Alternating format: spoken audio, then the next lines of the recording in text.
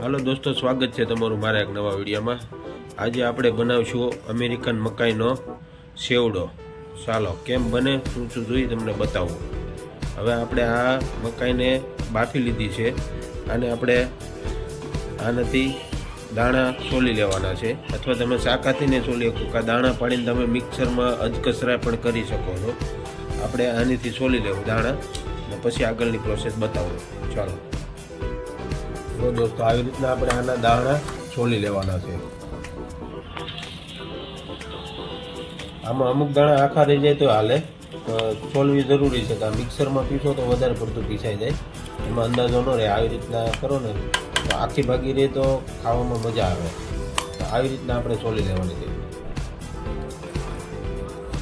જો આવી રીતે આખા ભાગે દાણા રહે તો એનો ટેસ્ટ સારો આવે। જો દોસ્તો, આપણે મકાઈ સોલી લીધી છે બધી, આમાંથી બધા દાણા કાઢી લીધા છે। આવી રીતના આપણે કરી લેવાનું। અમુક આખા ભાગા દાણા રહી તો ચાલે, બહુ મજા આવે ખાવાની। ચાલો હવે આને આગળની પ્રોસેસ બતાવું શું જોઈએ આમાં।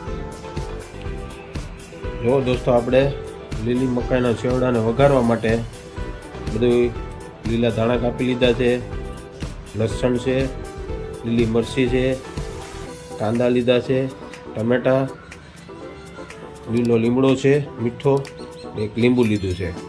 ચાલો હવે આપણે આને બનાવવાની પ્રોસેસ ચાલુ કરીએ। મકાઈને વઘારવા માટે આપણે કઢાઈ મૂકી દીધી, એમાં નાખી દીધી તેલ।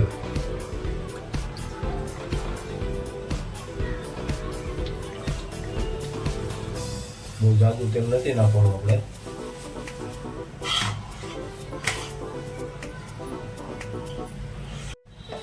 તેલ ગરમ થઈ જાય એટલે આપણે વઘારમાં પહેલા આખું જીરું નાખવાનું છે।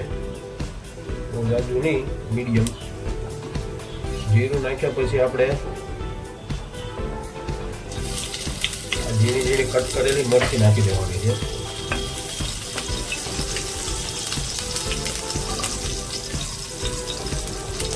પછી હારવાર આપણે મરચાં નાખી દેવાનું છે। આને થોડુંક બરાબર શેકી લેવાનું છે।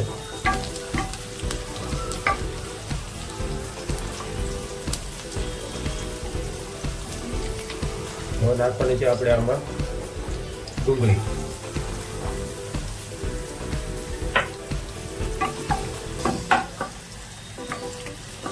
ડુંગળી શેકી લેવાની છે બરાબર, ફ્રાય થઈ જાય ત્યાં સુધી।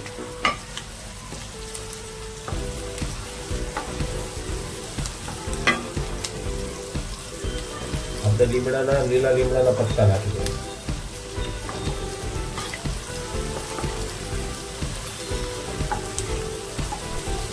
હવે શેકી લેવાનું છે બરાબર।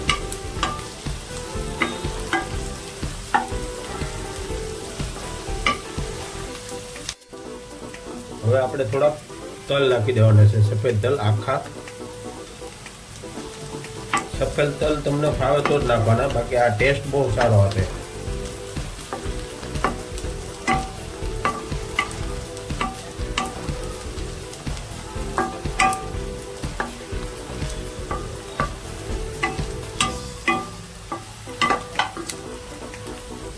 ડુંગળી આપણી ફ્રાય થઈ ગઈ છે। હવે આપણે આ ટમેટા નાખી દઈએ આમાં।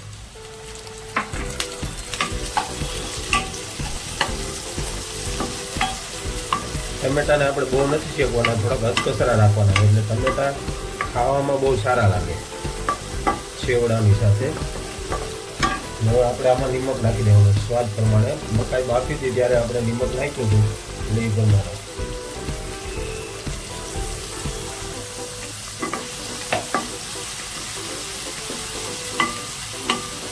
બધું આપણે બરાબર મિક્સિંગ કરી લઈએ, શેકીને આપણે બાકીના મસાલા એડ કરી દઈએ। આમાં જાય છે થોડીક હળદર, બહુ જાજી નથી નાખવાની, થોડુંક ધાણા જીરું પાવડર,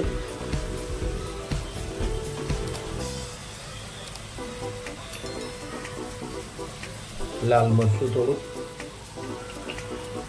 બહુ તીખું નહીં કરતો, આ બાળકોને ખાવાનું હોય ને એની માટે મીડિયમ રાખવાનું। આ વસ્તુ વધારે પડતી છોકરાઓને, નાના છોકરાઓને બહુ ભાવતું હોય છે, એટલે તીખું નહીં નાખવાનું. હવે આપણે આમાં જે મકાઈ બાફી હતી અને આપણે અડધી કતરી કાપી લીધી હતી એને નાખી દીધી મકાઈ.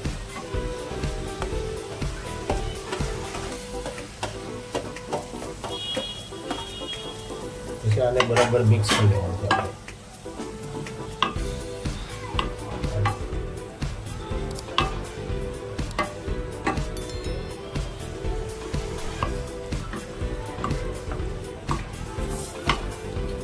મિક્સ કરી લઈએ એને બરાબર.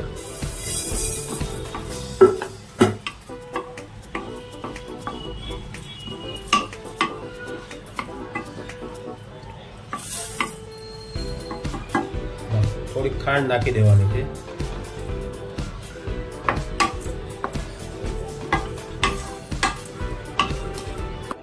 હવે આમાં આપણે ઉપરથી થોડુંક લીંબુ નાખી દેવાનું છે.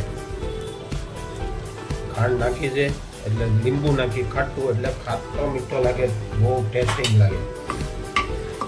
અને મિક્સ કરી લઈએ. આપણો મકાઈનો સેવડો ઓલમોસ્ટ તૈયાર થઈ ગયો છે દોસ્તો.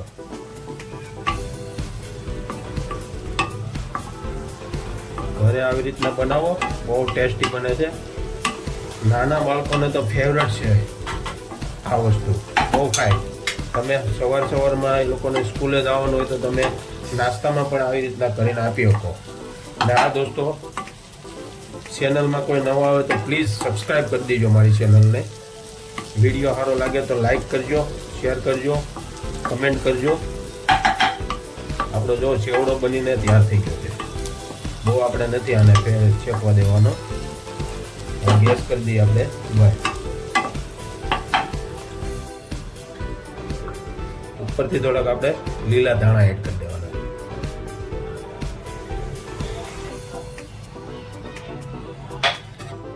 લીલા ધાણા નાખીને આને મિક્સિંગ કરી દઈએ. લીલા ધાણા વગર તો કોઈ વસ્તુ સારી લાગે જ નહીં. તાજા હોવો જોઈએ પણ તો જ મજા આવે. ચાલો, આપણો સેવડો બનીને તૈયાર થઈ ગયો છે. ચાલો આને હું સર્વ કરીને બતાવું તમને.